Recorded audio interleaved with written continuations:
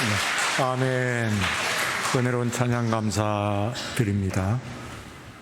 예, 호산나 찬양대 이러다가 40명 넘겠어요. 우리 예배 순서 맡으신 분들께 감사드리고요. 예배위원 여러분들 감사드립니다. 방송실 위로 있고 아래 아마 아직까지는 활동하지 않으신 거로 생각합니다. 주방, 그 사이에 있는 모든 부서, 또 위원회 여러분들 감사드립니다. 특별히 감사드리는 것은 지나간 한 주간 제가 여름 휴가를 갖는 기간 가운데서 교회를 잘 지켜주신 여러분, 교역자 여러분들을 위시해서 우리 장로님 그리고 또 여러분들께 감사를 드립니다. 오늘 말씀의 제목은 하나님의 나라의 비유의 비유라고 하는 조금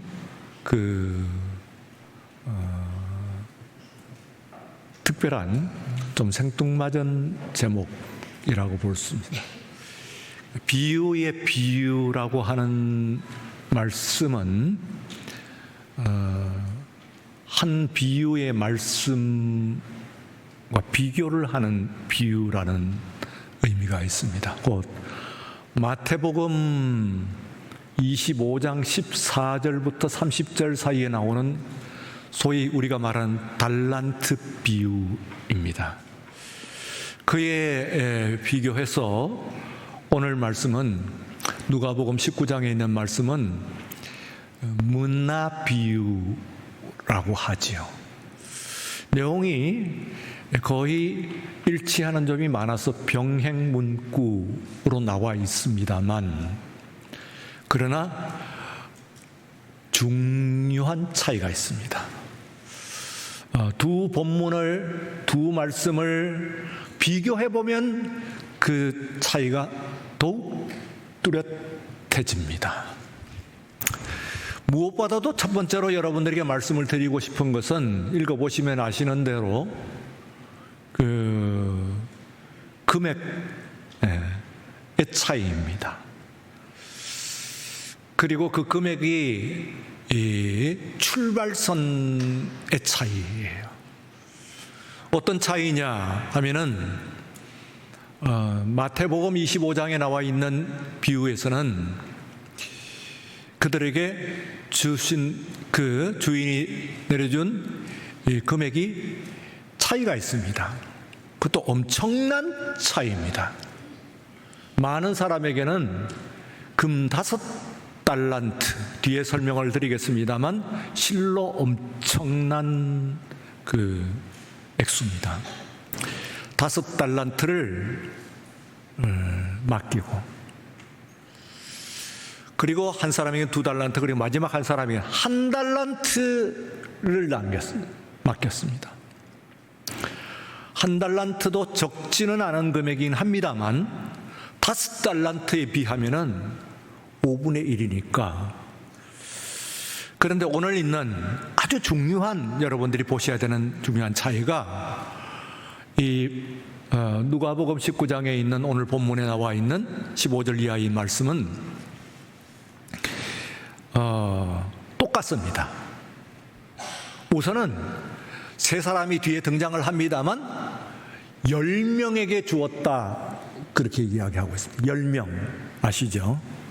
말하자면은 지금으로 얘기하면은 80억 명에게 주었다. 그런데 똑같이 줬다는 겁니다. 그리고 준 것도 그렇게 많지 않아요. 문나라고 되어 있습니다.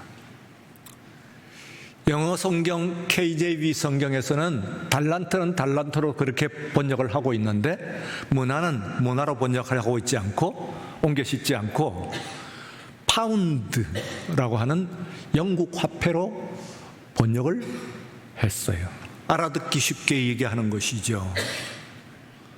그러면은 이 출발선에 있어가지고 중요한 인생을 보는 관점의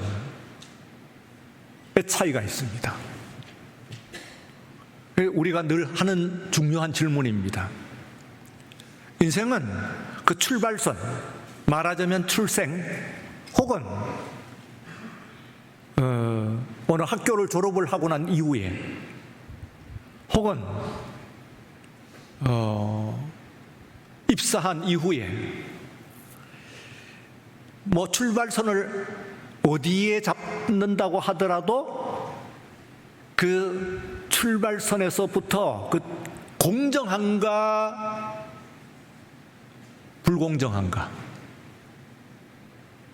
덕목으로 얘기하면은 정의로운가 부정의한가. 인생은 태어날 때부터 정의로운 것인가, 아니면은 태어날 때 부정의한 것인가, 우리는 부정의한 상태로 태어났나 하는 질문입니다. 여러분은 그 질문에 어떻게 대답을 하고 계십니까? 아마 많이 물어보신 질문일 거예요. 스스로에게, 그리고 다른 사람을 향해서 수없이 아마 여러분들이 물었던, 인생의 살면서의 질문 가운데 가장 많이 물었던 질문일 겁니다. 인생은 공정한 것인가, 그 스타팅 라인에서 불공정한 것인가 하는, 우리가 수천 번, 수만 번 물어오는 질문입니다. 어떤 대답을 갖고 계세요? 마태복음은 이렇게 이야기합니다. 맞아요. 인생은 그 출발선에 있어서 불공정한 거예요. 어떤 사람은 이만큼 가지고 어떤 사람은 이만큼 주고 만다는 거예요. 그게 인생이라고 이야기합니다. 말씀에 나와 있으니까 맞겠죠. 근데 오늘 거기에 비교를 해야 됩니다. 그래서 오늘 누가복음의 본문에 나와 있는 말씀에서 보게 되면은 80억 명이 이 세상에 태어날 때 받은 그것은 공정하다는 거야. 똑같은 거야. 또 얼마 안 돼. 얼마 안 돼요. 달란트는 기본적으로 한 노동자가 1000일을 일하는, 쉬지 않고 휴일 없이 1000일을 일해야 되는 겁니다. 근데 금달란트는 또 다르게 해석이 돼요. 그보다 15배 가치가 있는, 그러니까 15,000일을 일해야 되는 거예요. 엄청나죠? 일생에 어느 누구도 가지지 못할 그런 점이에요. 더구나 5달란트면요. 그러니까 어떤 사람은 태어날 때 엄청난 불균형, 부정의 가운데 태어나는 거예요.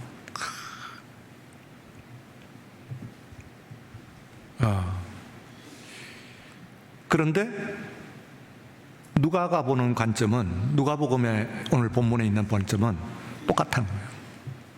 똑같아요. 아주 공정하게 인생은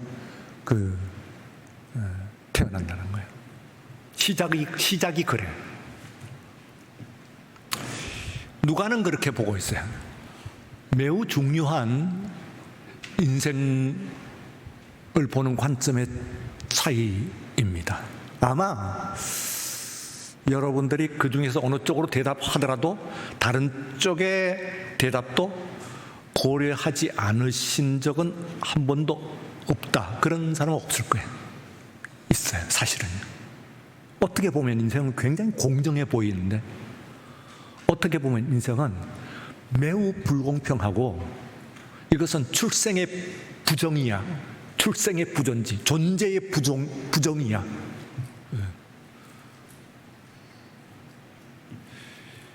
그런데 누가의 철학은, 오늘 본문에 나와 있는 철학은 공정하다는 거예요. 출발선상에서 모두가 요만큼씩 다 똑같이 가지고 태어났다고 하는 거예요.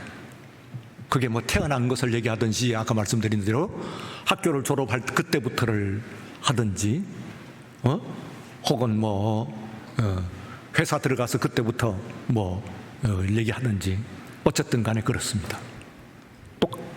똑같은 그 포션, 똑같은 배당을 받았다 그러면 배당금이 똑같아. 오늘 이 말씀은요, 역사적인 배경이 있어요. 그 역사적인 배경이 주전 4년이라고 하는데, 이제 그게 말하자면 주전 4년은 예수님 나시기 전 4년이라는 뜻이지만 실제로 예수님 나신 해라고 말씀을 드렸죠. 4년 차이가 있다고 그랬어요.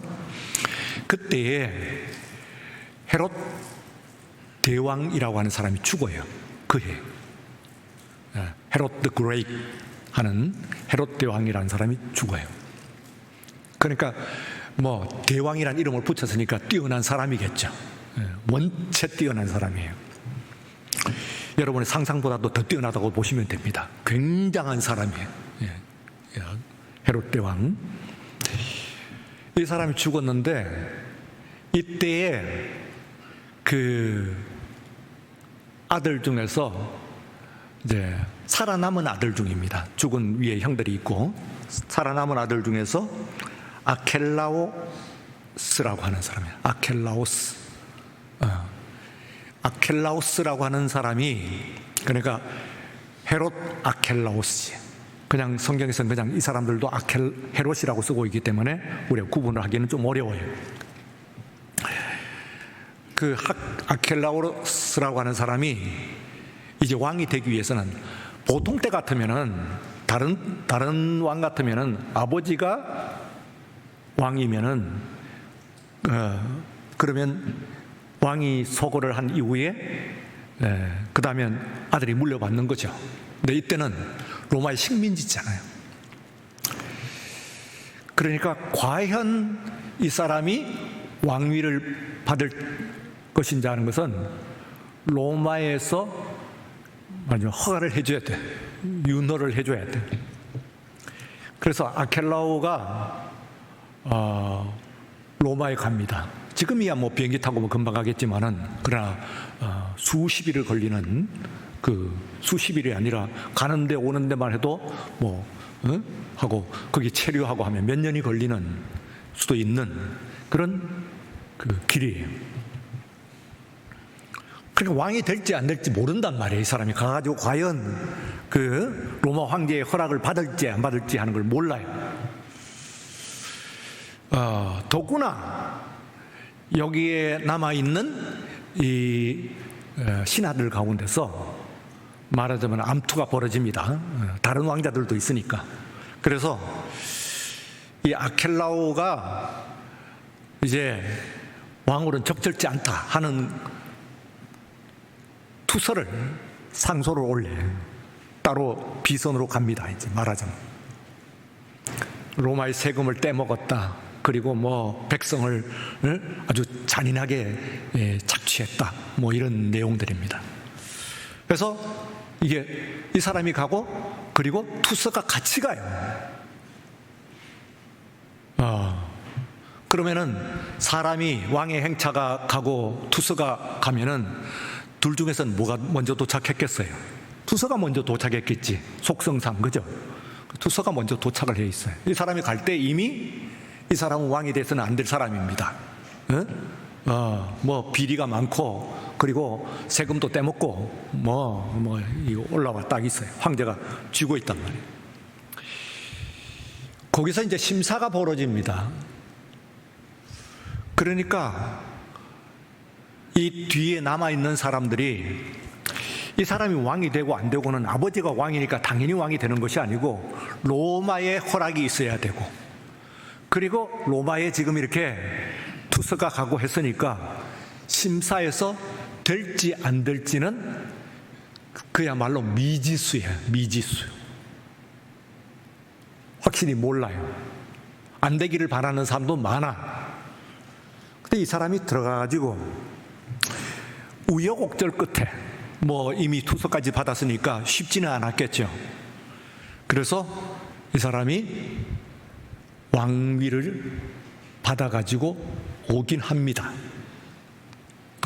유다 지방과 사마리아 지방만 다스리라. 위에 갈릴리 뭐 이 지방은 뺏겼어요. 그러면은 유다와 사마리아 뭐 그래도 제일 중요한 부분이죠. 이 부분을 다스려라 하는 이 허락을 받고 이 사람이 돌아와요. 돌아오는데 돌아와서 보니까 이 말하자면 남아있는 백성들이나 특히 그 신하들 같은 경우는 로마는 뭘 알려주지 않았냐면은 누가 투서했느냐 하는 것은 알려주질 않았어요. 그걸 알려줄 수는 없지. 누가 그렇다면 앞으로 투서할 사람이 누가 있겠어? 그러면 통치가 어려우니까 누가 투서했다는 걸 알려주는데 돌아왔는데 이 신하들 가운데서 어느 녀석이 나를 배신하고 심지어는 투서를 했는지 하는 것을 찾아낼 수가 없는 거예요. 멀쩡히 있는데요. 그래서 소위 이제 농공행상은 아니면 하여튼 뭐 이 구분을 합니다. 이 사람이 헤롯이 3구분을 해요. 기본적으로. 근데 기본적으로 그 3구분이지만 실제로는 2구분이죠. 뭐 분명히 그 사이에서 뚜렷하게 자기 편을 든 사람, 그건 뭐 의심할 여지가 없는 사람, 혹은 뭐 괜찮은 별 문제가 없어 보이는 사람, 이고 그 다음에는 자기를 반대한 사람, 3구분을 합니다. 자기를 반대한 사람 왕이 어떻게 했겠어요? 아켈라오가 그렇게 좋은 왕이 아니었거든요. 그러니까 왕이 그 반역자들을 처단할 때 어떻게 했는지 하는 것은 여러분들이 다 우리가 잘 알고 있습니다. 그대로 했습니다. 반역을 한 사람들에게 왕이 하는 것을 그대로 해버렸어요. 많은 신하들이 죽어나갔죠. 그리고는 이제 그 사람들에게 이제 말하면 농공 행상을 하는 거죠. 공 있는 사람들은 주게 된 거예요. 문제는 여기 이제 우리가 헤롯은 로마가 알려주지 않았는데 어떤 기준을 가지고 자기 편인과 아닌 사람들을 구분했을까요? 아무도 알려주는 사람이 없었다면 어떻게 했겠어요? 그것은 무언가 자신을 향한, 자신을 위한 액션이 조금이라도 있었다고 하면은 살려뒀어요. 그런데 자신을 대적한 사람을 어떻게 봤느냐면은 아무것도 안 하고 아무 소리도 안 하고 가만히 있는 사람은 대적한 사람이라고 판단을 한 거지. 이 판단을 이해해요? 네. 그래서 그걸 가지고 마태복음은 똑같이 땅에 묻었다고 그랬고, 그리고 누가복음 본문에는 수건을 쌌다고 그랬어요. 그걸 아무것도 하지 않은 거예요. 여기서 질문이에요. 지금 헤롯은 저 헤롯 와서는 안 돼, 이 소리를 만에 하나 그걸 할 사람은 없지. 어떻게 될지 모르니까, 올지 안 올지 모르니까. 올 수도 있고 안 올 수도 있어요, 왕으로. 아니면 로마에서 죽을 수도 있어요. 그리고 투서는 비밀 투서. 로마는 그것을 알려줄 리가 없어요. 알려주지 않아요. 그렇게 하면 이제 앞으로 로마가 통치를 못해. 투서를 알려줘 버리면 통치를 못해.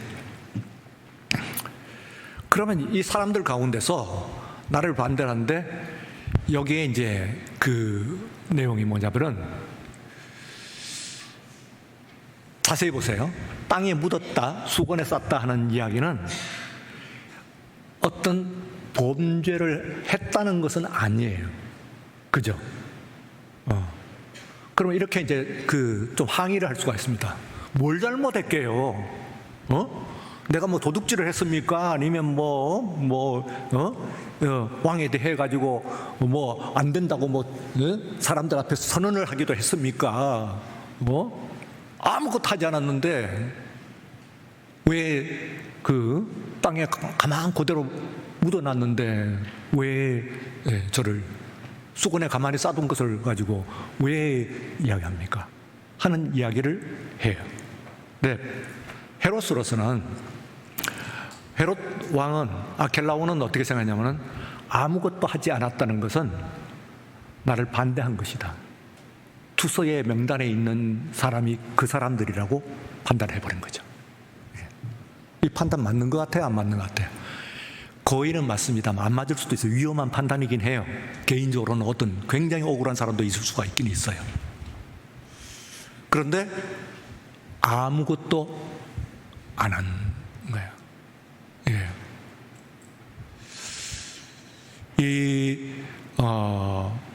2차 대전 때요. 2차 대전 때 SS, 그러니까 독일 이 나치 친위대가 말하자면은 사람들을 잡아들이는 거예요. 근데 잡아들이는데 억울한 사람도 물론 있겠지. 근데 거기서 이제 유대인들은 말할 것도 없고, 유대인들은 유대인 자체가 죄인이었으니까 이 사람이 들어와서 하소연을 합니다. 이제 다른 죄인들이 있어. 여보시오, 내가 뭘 했다고 그래요? 나는 유대인도 아니고, 나는 나치를 반대하지도 않았고, 나는 스파이도 아니고 아무것도 안 했는데 왜 날 이게 잡아놓은 거예요? 나는 억울합니다. 감방에 같이 있던 한 유대인 랍비가 이야기를, 당신의 죄는 이 범죄의 세상에서 아무것도 안 한 죄라고. 당신은 죽어서 마땅하다고 하는 이야기를. 아무것도 하지 않은 죄예요. 오늘 이 말씀이 마태복음 25장도 어떻게 됩니까? 장수로 보면 마태복음 몇 장까지 있죠? 28장까지 있잖아요. 거의 끝에 다가왔죠. 그리고 누가복음 22장 어때요? 끝에 다가와죠. 무슨 얘기인지 아세요? 예수님께서 이제 십자가를 지실 때가 가까이 왔다는 거예요. 임박해 있어요. 그러면 지금 예수님께서 자신의 죽음을 내다보시고 남아있는 사람들에게 지금 얘기해야 될 것이 뭐겠어요? 다시 오시는 거예요. 다시 오신다는 거예요. 예수님께서 재림하신다는 거예요. 그러면 여러분들 오늘 이 자리에 있는 우리들 가운데서 재림을 믿습니까? 하면은 예배 드리러 왔으니까 믿습니다. 그러겠지만 이제 물어봐야 돼요. 재림을 믿는 사람은, 그리고 믿지 않는 사람이 있어요. 긴가민가, 올 수도 있고 아닐 수도 있는데 배팅, 배팅을 어디에 하냐면 안 오는 쪽에 좀 배팅을 하고 있다고 봅시다. 그러면 어떻게 하냐면은 그걸 어떻게 구분을 해요? 여러분들이 가운데서 보면은 예수님께서 coming again, 다시 오신다고 하는 것을 믿는 사람은 뭔가를 합니다. 뭔가를 해요. 알아요? 아주 중요한 차이예요. 그런데 아닌 쪽에 배팅을 하고 있는 심령이라고 하면은 뭘 하냔 말이지. 슬금슬금 빠지지. 그리고 몸을 움츠리지. 그리고 입을 다물지. 손해볼 수도 있고 위험한 일 하지 않지. 조금이라도 말 들을 수 있는 일들에 끼려고 하지 않지. 이걸 해가지고 내가 시간도 뺏기고 돈도 뺏길 것 같으면 아예 시작도 하지 않지. 그러면 예수님께서 지금 예수님의 재림을, 다시 오심을 믿냐 안 믿냐, 이게 이제 사실 예수님은 그 헤롯 왕가하고 나온 차이가 안 좋아요. 그죠? 태어나실 때 그 바로 대헤롯, 헤롯 대왕 죽을 뻔했죠. 그 대신 아이들이 그렇게 죽었죠. 그 다음에는 세례 요한이 헤롯에 죽었죠. 그리고 예수님이 십자가에 달리실 때 헤롯이 가담했죠. 뒤에 야고보, 베드로 핍박받을 때 헤롯이 칼을 들이댔죠. 다 그 일가입니다. 밑에 아들들을 얘기하니까.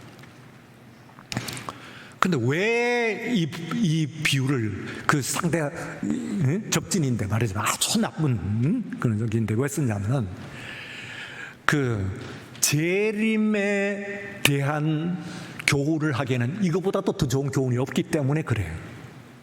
그렇잖아요. 왕이 왕위를 받아갖고 오냐 안 오냐. 근데 이거는 배팅이야. 온다 안 온다. 올 수 있는 가능성도 있고 안 올 수 있는 가능성도 많아. 거기서 감옥에 갇히거나 죽거나 할 수도 있어. 혹은 어쨌든 왕위를 받으러 갔으니까 받아올 수도 있겠지. 그러면은 여기서 지금 함부로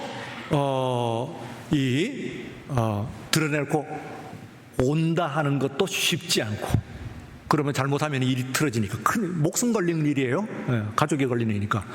안 온다 했다가 잘못하면 큰일 난단 말이에요. 오면은. 그러니까 안 하는 거예요. 투서도 비밀로 하고, 그리고 자기 심중에 있는 것을 발표를 하지 않아요. 그러나 가만히 봤을 때 내가 온다고 하는 쪽에 그런 사람은 뭔가를 했어요. 그게 뚜렷하면은 금 5달란트 줬다. 그것도 엄청나게 줬지만, 그거 엄청난 걸 준 겁니다. 몇십억, 이렇게 준 겁니다. 몇백억 이렇게 줬다고 보시면 돼요. 몇백억 줬다고 보시면 돼요. 그 정도가 아니야. 오늘 누가복음에서 10골 줬는데 거기다 더 줬어요.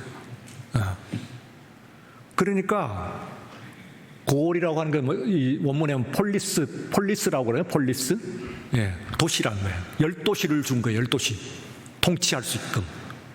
왕이 된 거죠. 10도시를 받았으니까 왕이 된 거예요. 그 사람도 나름대로. 그게 실제로, 이게 말하자면 마태복음보다 누가복음 본문이 실제 일어났던 역사적인 사실을 더 많이 반영을 하고 있습니다. 가만히 읽어보세요. 앞에 있는 내용. 더 많이 사실적으로 반영을 하고 있어요. 교훈은 뭐냐? 예수님께 사실은 말씀해. 이거 경영학, 어떤 사람은 경영학으로 우리가 쉽게 읽어요. 많이 남겨라, 많이, 더 열심히 일해라. 물론 그런 쪽으로도 읽을 수 있겠죠. 그러나 원래의 취지는 안 그래요. 원래의 취지는 정말 내가 다시 오난다고 하는 것을 믿는 사람은 지금 다르다는 거예요. 어떻게 다르냐? 두 부분을 하면은 하지 않는 쪽을 보면 돼. 그것을 믿지 않는 쪽 하면 아무것도 안 해요. 몸을 움츠리고, 그리고 소극적인 자세로 있어요. 그것을 가지고 헤롯은 나를 반대한 사람이다 하고 해석을 했고, 그 해석에 관해서는 지금 세상을 떠나시는 예수님도 맞다고 본 거예요. 헤롯의 그 판단이 맞다고 해석한 겁니다. 굉장하죠? 그때 그 헤롯이 맞다는 거예요. 가만히 있고 조용히 있고 움츠리고 뒤로 빼고 침묵하는 사람은 내가 다시 오는 것을 믿지 않는, 곧 나를 반대하는 사람이다 하고 해석을 한 거예요. 이것을 가지고 우리는 종말론적 해석이라고 합니다. 종말론적 해석. 그러니까 우리들은 하나님 앞에서 주님의 재림을 앞에 두고 종말론적인 삶을 살아야 돼요. 지금 여러분들이 경영해가지고 뭐 회사 뭐 늘리고 이 얘기하는 거 아니에요. 그분이 다시 오심을 믿는다면 우리는 뭔가는 해야 됩니다. Don't hide in the shadow. 그림자 속에 숨지 마세요. 진정으로 예수님을 믿는다면 여러분 무언가는 하십시오. 그것이 손해나고 위험한 일이라고 하더라도 주를 위해서 하십시오. 그것이 주님을 믿는 것입니다. 기도하겠습니다. 거룩하신 하나님 아버지, 오늘 엄중한 말씀을 들었습니다.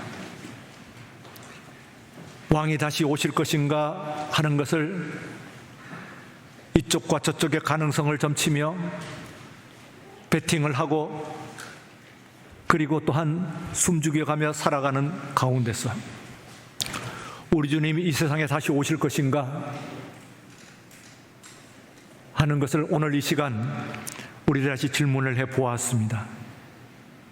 오늘 시간 진지하게 진중하게 그 질문에 대답하게 하시고, 우리의 인생이 어떤 모습이든 최선을 다하여서 주 앞에 남길 것이 있는 오늘의 삶을, 믿음을 살 수 있도록 우리를 믿음으로 강하게 하시고 인도하여 주시옵소서. 예수님 이름으로 기도드리옵나이다. 아멘.